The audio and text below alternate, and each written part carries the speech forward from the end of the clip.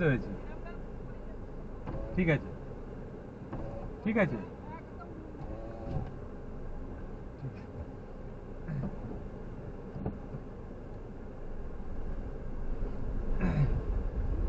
8.4 kilometre কি कोई व्यास मंच देखी